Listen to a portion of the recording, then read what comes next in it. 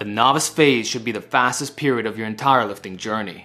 There will never be another time where you're adding weight to the bar every single workout and literally seeing your physique transform month after month with noticeable visible changes. You'll easily recomposition and experience PED level boosts in strength for a good year or two. After that, we all know diminishing returns kick in, and that's when frustration often sets in. With that in mind, it's mind-boggling to me that most novices, being average gym bros, don't even reach that point, or it takes them much longer than necessary. What could have been a year of optimized progress sometimes drags on for 2 to 3 times longer. This is usually attributed to bad programming and easily avoidable mistakes. So the point of this video is to speed up your journey as fast as realistically possible. I'm here to provide you the guidance that most former novices wished they knew sooner, to ensure you are progressing at the fastest rate that your genetics allow for. Let me say up front that not everyone becomes an intermediate at the same pace, and that's okay. Don't be discouraged or compare yourself to outliers. For the majority of lifters, it takes 1 to 2 years, but some do it faster.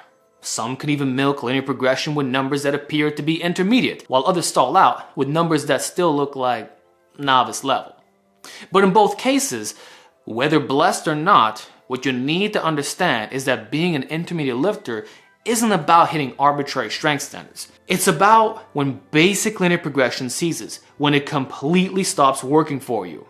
This common idea that you need to bench press 2 plates for reps, squat 3 plates for reps, or deadlift 4 plates for reps to be considered intermediate is outdated. I used to parrot that too when I wrote my novice program back in 2015. At the time, there was a big powerlifting bias in the community, with minimalist novice programs like Starting Strength and Strongless 5x5 being very popular. Of course, most of those programs were spin-offs of the superior Reg Park 5x5, which was actually a bodybuilding program and addressed many of the pitfalls found in later inspirations. But anyway, the main idea was the same. A basic full body program performed 3 times a week where you get stronger on time-proven compound lifts. These usually revolve around the Big 3 or Big 5, which includes the barbell row and overhead press. Typically, when you can overhead press 135 times 5 and barbell row as much as your bench, like 2 plates for 5 reps, you're considered intermediate. Now these aren't bad guidelines, as they're still fairly accurate, but remember, they're just that, guidelines. I found that most lifters will fall into this general zone, but within 15 to 20%. Because the X factor is not factoring in your body weight, and by extension, your height, which is highly correlated to it. That's why shorter guys often have better relative strength and leverages for certain lifts. You'll frequently see them excel in the bench and squat, but their deadlift progress tends to lag. On the other hand, taller lifters might have an average squat. Hit a 4-plate deadlift before all the other lifts, you still struggle to push past a 185 bench. We've all seen this happen. Assuming equal training experience, you could have 2 lifters with similar muscle mass, but due to differences in frame, there's literally a 50-pound body weight gap, which can distort training level. Same for muscular measurements, especially arms. That's a big deal that can't be ignored, and we can't expect each lift on the Big 5 to move up equally. For this reason, consider using strength charts that factor in body weight, like the EXRX 1-rep max charts. While they're not perfect, they provide a realistic blueprint for assessing relative strength. Now, if you find the standards a little low and still prefer the 2, 3, and 4 plate standard, I suggest shifting your perspective on reps. Instead of focusing on 5-rep maxes, as is common in novice programs, since that's a rep range you're training, think about percentage backdowns of your 1-rep maxes, which again, EXRX has charts for. Because as you get stronger, the percentage becomes more telling. For example, 85% of a 2-plate bench, so 225, is about 190 for sets of 5.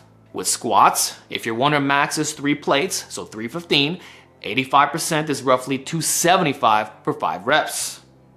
That's 2.5 plates. For deadlifts, if your max is 4 plates, aka 405, 85% comes to about 350 for sets of 5. That's right under 3.5 plates. These numbers are entirely achievable within 1 to 2 years of consistent lifting, and they represent where most lifters will land, falling perfectly in the 2, 3, 4 standard. So if you've reached these numbers for reps and find that you can't progress anymore on basic novice programs, guess what? You, my friend, are an intermediate lifter. Congratulations!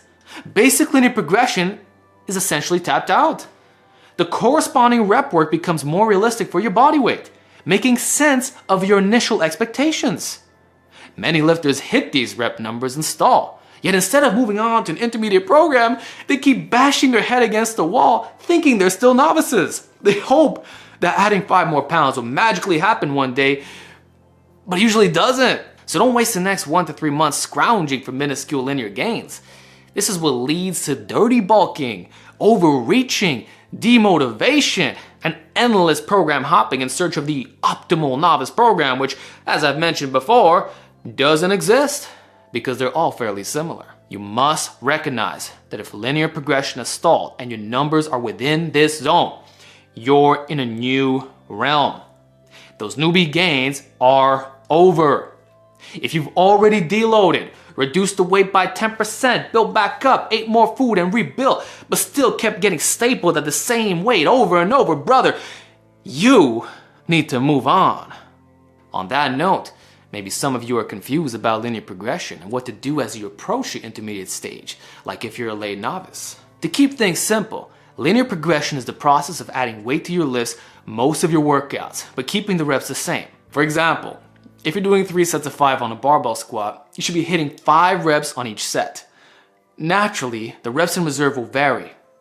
On your first set, you might have 2 reps in reserve. On the second set, 1. And on the last set, it's an all-out grinder. That's pretty typical, but you're not necessarily counting that. When you're new to lifting, because you're still mastering the movement patterns, there's a significant skill component involved. You're also unlocking your nervous system's potential and gaining muscle rapidly, so it's entirely realistic to add 5 pounds to your squat every single workout. That's just a 2.5 pound plate per side, and it can be done 3 times per week, which is why most novice programs are structured as 3 times full body every 48 hours with weekends off. Progress at this stage really is that fast. For context, someone new to squatting could typically reach a 2-plate squat for 5 reps after exactly 3 months of lifting, assuming they started with an empty barbell. However, as you approach 2.5 plates, you'll likely notice that adding 5 pounds every workout becomes less consistent. Instead of adding 5 pounds 3 times a week, it'll drop to twice a week, and eventually just once per week. There will even be workouts where you repeat the same weight, but it feels slightly easier in terms of reps in reserve. While you might not be able to quantify the difference due to lack of experience, the reps in reserve, RIR, might drop from a 2 to a 2.5 on your first set, signaling subtle adaptations and technique improvements. At this point, progress naturally slows down. When we're in between the strength standards mentioned earlier, that's the 50 to 75% point nearing the beginning of the end regarding linear gains. So, what happens when you're training 3 times a week but can no longer add 5 pounds per workout or even in the same week? Maybe it's every 4th workout that you see an increase and progress feels like it's crawling. At this stage, linear gains are starting to tap out. However, if progress is still occurring, even if minuscule, you should absolutely take advantage of this. Remember, this opportunity only comes once in your lifting journey. So this is where I think double progression combined with linear progression works best, which is why my novice program uses 3 sets of 4 to 6 reps from day 1. It's not a rigid 3x5. This accounts for the reality that you won't always be able to add 5 pounds every workout and keep the reps the exact same. It gives you the flexibility to progress gradually while still taking advantage of the linear gains that remain. At the beginning of your training, you'll likely be hitting consistent numbers like 666 or 555 across your sets. As you progress, that ratio begins to shift.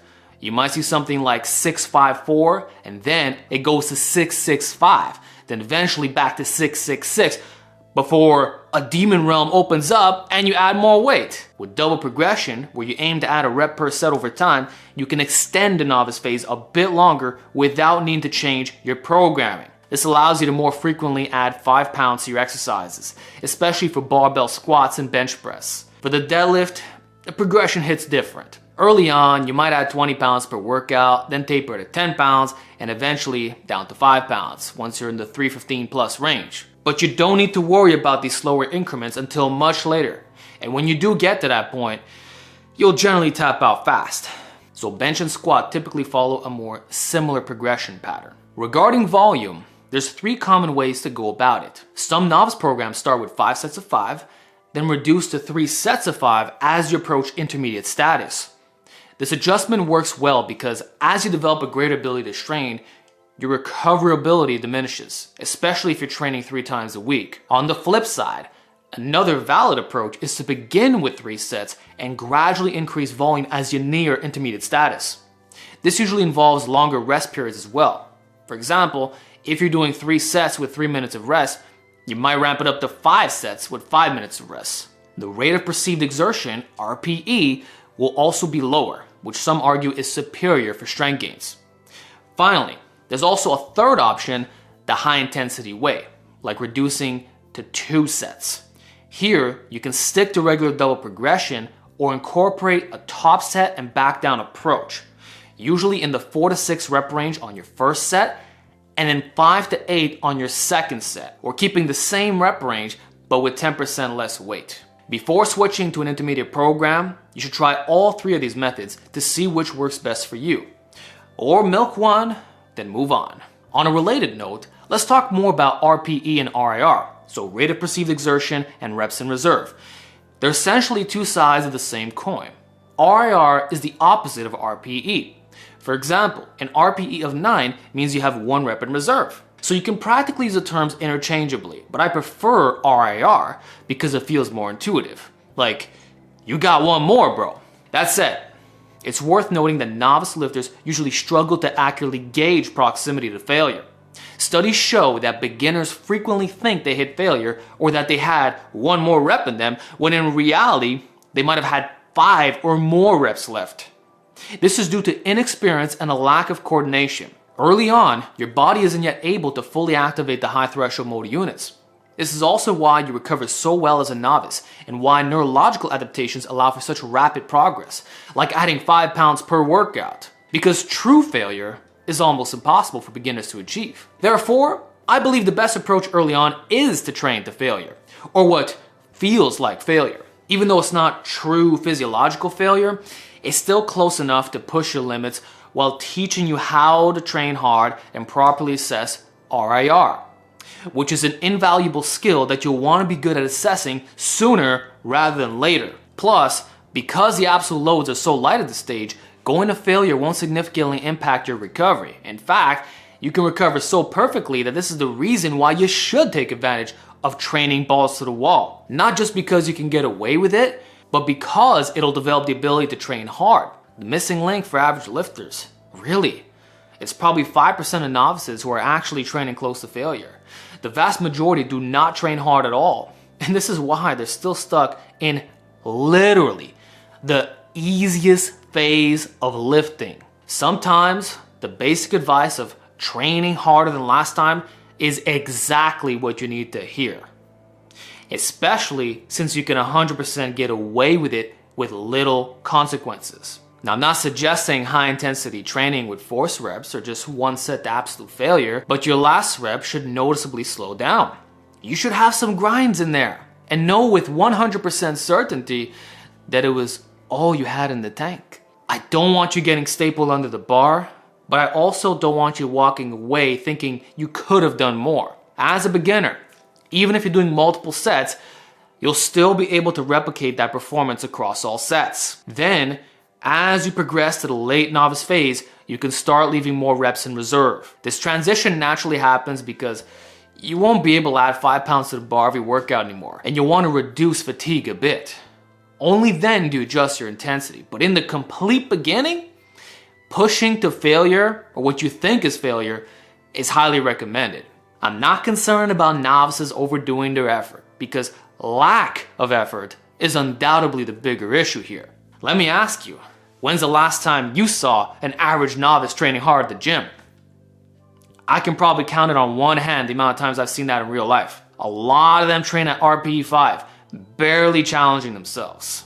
That's why low reps are optimal for novices. Henneman's size principle and the effective reps model tells us that the last 4 to 5 reps or so in a set are the most hypertrophic. That's why my novice program and many others emphasize a 4 to 6 rep range or simple sets of 5 to access the high threshold motor units directly, instantly. It's hypertrophic and efficient, especially for beginners who have low pain tolerance or misgauge RPE. A common problem is novices copying bodybuilding routines that focus on higher reps because they're told you don't need to lift heavy to make gains. While it's 100% true that hypertrophy outcomes are equal if you train to failure, that's also the double-edged sword here because most beginners struggle to do that. They have low work capacity and the ability to tolerate the burn, thus almost always stopping prematurely. Contrary to popular belief, high rep sets are more fatiguing than low rep sets and are harder to execute properly because fatigue can lead to form breakdown, which is not what we want for beginners. It's almost too uncomfortable. Let's be real. For novices, higher rep sets often look sloppy and unfocused. Don't tell me I'm wrong, you know it's the truth. But when you make them do reps of 5, automatically there's no way around training hard with quality sets. Even if they misgauge their intensity, it doesn't matter. The higher percentage of their 1 rep max used in low rep sets guarantees a hypertrophic stimulus. Even if you got 4 reps instead of 2, that's still 2 reps in reserve, which can deliver similar gains as going to failure. So that's the real reason behind emphasizing the heavy basics. It was never about turning you into a powerlifter or claiming it was inherently superior to moderate reps. It's just an efficient way to train first-year lifters who struggle with intensity. Low reps are foolproof. And if you notice, higher rep work is usually reserved for less important accessories. This doesn't mean you should slack on it, as those motions are key for addressing weaknesses later on in your lifting journey. But as a pure beginner, it's important to recognize that you don't have weaknesses yet, because every muscle is weak. When novices send me pictures of their 13-inch arms asking, should I increase my arm training volume or do more isolation work? Or should I switch to close grip bench exclusively? Or even, should I add ascending profile presses to match the leverages of the triceps? It's an odd concern. They'll complain about their outer quad sweep, yet they're floating in small pants and have a pancake butt. Their entire physique is weak and underdeveloped, and they're worrying about biasing specific regions of the muscle, like the long head of the biceps. I'll only make an exception for the tris here. And that word, bias, as if a novice needs more upper chest when he has a bird chest, or lower lats when every division lacks width, or trying to shut off the traps on delt work when he has no yoke. This is a classic case of missing the forest for the trees. Modifying proven novice programs to account for muscle biasing is not the beginner solution. I would argue that this has made things worse in modern times. As I mentioned earlier, most people who make changes end up hindering the recovery and disrupting progressive overload. They fall into the more is more mindset, which leads to stagnation, frustration, and almost always program hopping. Avoid that trap. It's crucial to stick to the program as written. If modifications are needed, they should be indicated by the program's author or a coach who can diagnose real specific weaknesses. However, in the beginning stage, you don't have any. That's what's actually rare and tends to arise very close to the intermediate stage where you're already putting up decent numbers and have noticeable mass. That said, following a well-rounded novice program that incorporates certain movement patterns and isolations is helpful to prevent common imbalances. Neglecting those muscles can lead to distorted form on major lifts like squats and deadlifts, or create a torso-dominant physique. So these muscles that typically need extra attention include the biceps if you're not isolating them, long head of the triceps, the lower back, and possibly the side delts. We can throw in neck and calves, maybe even forearms, but most lifters will skip them, so I won't cover them today. Now for side delts, Simply building your overhead press to a plate for reps will do a lot. But adding dumbbell lateral raises, which now appear to be equally as optimal as all the other options, starting with 10-pound dumbbells and progressing to 20-pound dumbbells can make a huge difference. And yes, you can do that in a year. For lower back, ending with good mornings or reverse hyperextensions goes a long way when you're not deadlifting that day. For the long head of the triceps, adding just one overhead extension per workout can do wonders. And you don't have to worry about the restrictiveness of the variation because all of them are elbow friendly when you're not strong. So I don't care if it's a French press or with cables. For biceps, simple barbell curls are incredibly effective. You're not wide enough for lateral forces to be causing wrist or elbow pain. Starting with an empty bar, 45 pounds, and working up to 95 pounds, or the hundreds if using the preset ones, will build a solid base. Stability won't be a problem. Then if you alternate with hammer curls along with regular chin-ups, that'll round out your entire arm development. While chin-ups alone won't optimize biceps growth, they are effective for novice lifters and should be a staple in most programs. In general, including some calisthenics early on is a terrific idea for developing a strong base. For example, doing dips after overhead pressing can be a worthy combination as opposed to only doing close grip bench. And when it comes to vertical pulling, weighted chin-ups are the #1 choice and arguably better than lat pull-downs for novices. There's so much room for progression with calisthenics. You might start with just your body weight for sets of 4 to 6, eventually work up to sets of 10, and then add a 5-pound plate. From there, linear progression begins, maybe adding 2.5 pounds per workout. You'd be surprised how quickly that weight stacks up. By the end of your first year, you could easily be doing weighted pull-ups with 45 pounds.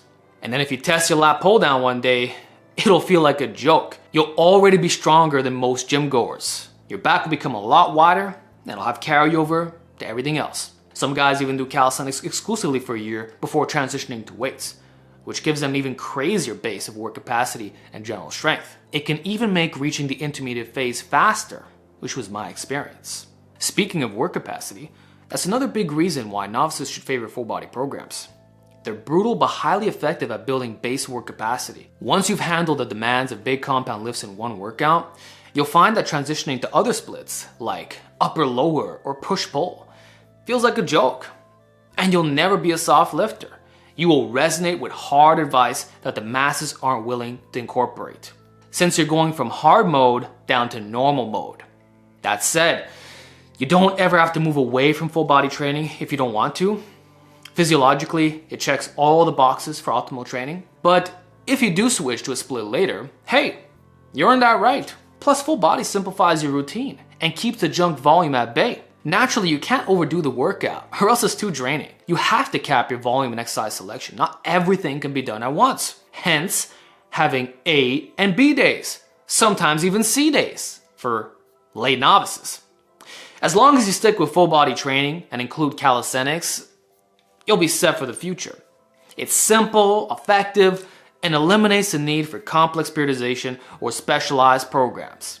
And I do want to point out that even if you could run a unique split or include certain progression methods, in the end, there wouldn't be any significant differences to your novice gains. So why do it? When guys ask me, Alex, can you make a conjugate novice program? My answer is yes. I could and probably will because demand is high, but let me be clear from the start. It won't give you better results than my free novice program. Linear plus double progression is as fast as it gets. You can't speed up the natural physiological process. Even if you included something like the max effort method, the number of variations would be limited. You can't take full advantage of it, and you still wouldn't be able to fully access your high threshold motor units. As a novice, you have a natural deficit. There's no way to speed run gains beyond what your body allows for. At best, it could be equally effective or a tiny bit better by some percentage points. I couldn't quantify that. And there's a case to be made for training enjoyment. But besides that, it won't grow you more. Neither will including optimal exercises. So the only way you can claim to get better results in some contexts is by becoming a high specificity bro in a sports context. Like if all you do is the big three and run a powerlifting program, you do that from day one. But in no way would I call that better. It just makes you good at a handful of lifts while generating glaring weaknesses. From a general strength perspective, as long as you're training all the fundamental movement patterns, vertical and horizontal push-pull, with a basic hinge and some isolation work that address the outer extremities of the body, your program doesn't need to be complicated. Stop trying to train like an advanced lifter when there's absolutely zero reason to. This is one of the biggest mistakes novice lifters make. Understand that being a novice lifter is a good thing. You're in the honeymoon phase where progress is straightforward and easy. Maybe give yourself a break from binging fitness content. Once you start hitting plateaus after paying your dues, that's when things naturally get complex. And you'll know when that time comes. It's where head-breaking trial and error comes in. And frankly, it's not always fun. So for now, enjoy this novice phase. Accept where you are.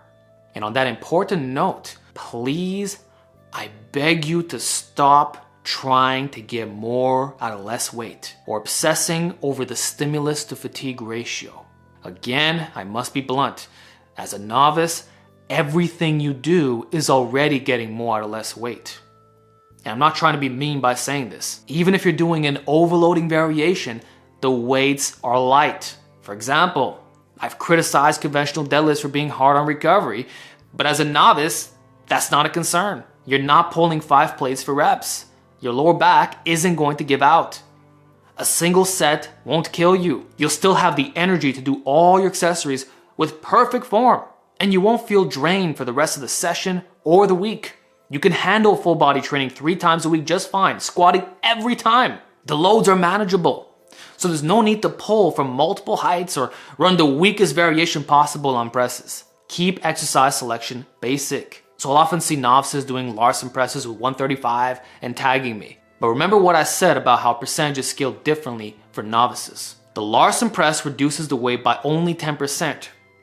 So if you're doing Larson presses with 135, your regular bench is in the 150 to 155 range. In both cases, you're still getting more out of less weight. And you're far from being tapped out in terms of linear progression. This is another form of ego lifting. Ironically, underloading rather than overloading. The same goes for novices doing slow tempo pull-ups. Guys, pull-ups are already hard enough in the beginning. Adding a tempo will make it even harder to hit 5 reps with just your body weight. You're better off focusing on building raw dummy strength, adding weight progressively, 5 pounds at a time, until you can hit weighted pull-ups with a plate using a normal tempo. Then, when you remove the plate, you'll automatically be able to do high reps and slow down if you want to. Don't start in a self-limiting way. That's my message. Advanced lifters use these techniques like tempos or Larson presses because the absolute load on the main lifts taxes the recovery significantly. This is the only reason why we do this. It's not to be different or to look cool. Being weaker on the normal exercises is actually an advantage for hypertrophy. It's way less fatiguing. That's why I do good mornings as my primary hip hinge. They provide the same posterior chain stimulus with a fraction of the weight and far less fatigue. But would I recommend that novices stop doing deadlifts altogether and replace them with good mornings? Absolutely not. And this is probably my favorite hip hinge. It should be an accessory lift at best. So that's my point. Don't try advanced training strategies when you're still a novice. These things don't apply to you.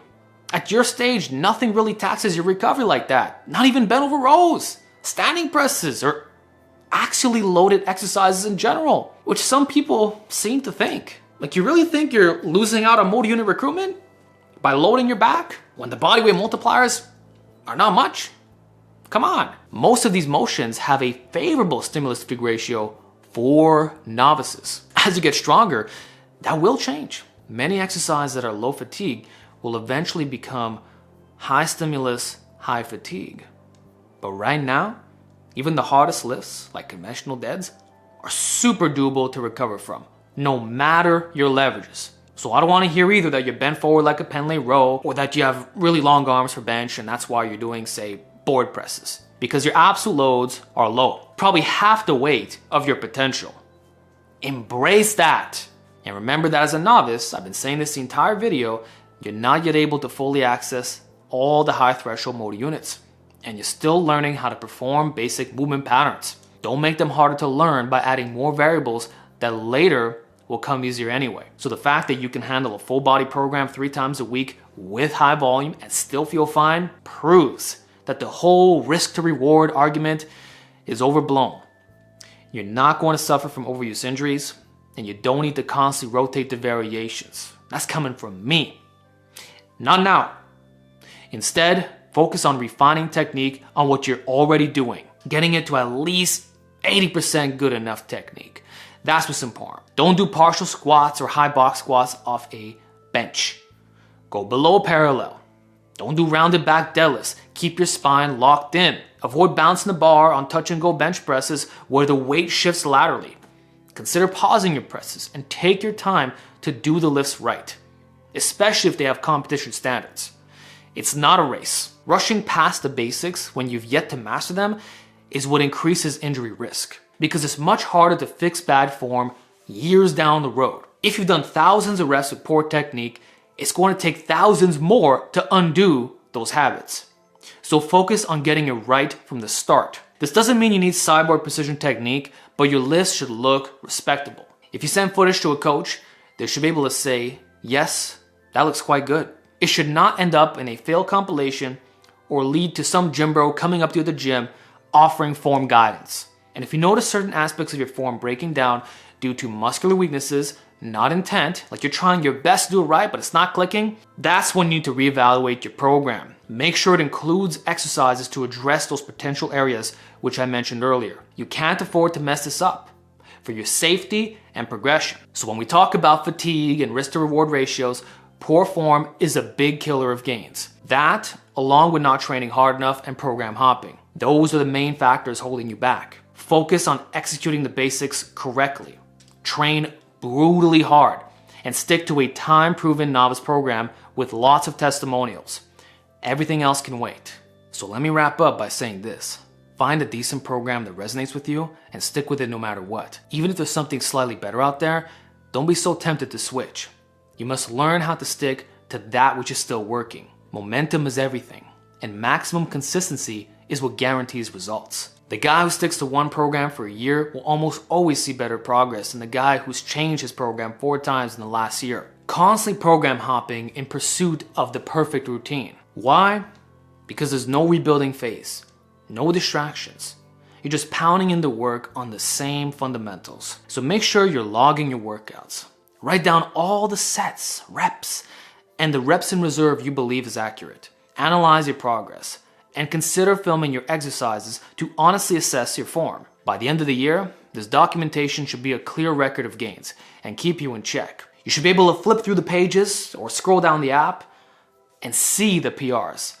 Linearly, of course. The only way to achieve that growth is by staying on this path. Constantly spicing things up makes training confusing and difficult to monitor what's working. It's also why you shouldn't overthink exercise rotation, even if the gains are equated. You can easily run the same exercises for a year with only minor tweaks as you approach the intermediate phase, like adding front squats, for example. But for the most part, your routine doesn't need to change as long as the exercises aren't gimmicky and have good progression potential. Stick with the heavy hitters and plateaus will be minimized. And if you do experience them, even after following all these tips, it's probably not a programming issue. In that case, it could very well be your diet. Like trying to get exotically lean when you don't have enough muscle mass. I'll tell you this, even if you eat at maintenance calories but train hard with a full body program, your appetite will naturally increase and you'll end up in a lean bulk. That small surplus, maybe 200 calories or so, will drive muscle growth. And if you overshoot and gain a bit of extra fat, sure, you could argue it wasn't necessary, but you still reached your goal. That said, in your first year, you should not be getting fat. Have a little bit of self-control. Like when I started, I went from 143 to 167 while keeping my abs. Progress is just that easy in the beginning. You can even lose weight up to a certain point and continue seeing gains for the majority of the year. Of course, you need adequate protein, but this should be based on your lean body mass, which, let's be honest, probably isn't that high. Therefore, 120 to 150 grams of protein a day is likely sufficient. Combine that with adequate calories, either maintenance or a slight surplus or deficit, and you're all set. So if you notice your progress slows down, don't immediately change programs. First, increase your food intake slightly. An extra 2.5 to 5% added calories can often extend your progress for a few more months. So milk it. Milk everything you can from this novice phase. Enjoy being able to quickly recomp and mastering the basic lifts that you'll keep coming back to over time. As Louis Simmons used to say, a pyramid is only as tall as its base. While we're not pyramids, the principle applies. A strong base sets you up for long-term success. And sometimes, it could be all you need depending on your goals. Simplify your strategy early on. So that's about it, guys. This is the best advice I can give you for your first year of lifting. Please keep me updated on your gains, because this is the year you will finally become an intermediate lifter. And if you want to see more novice training content, comment down below, New Novice.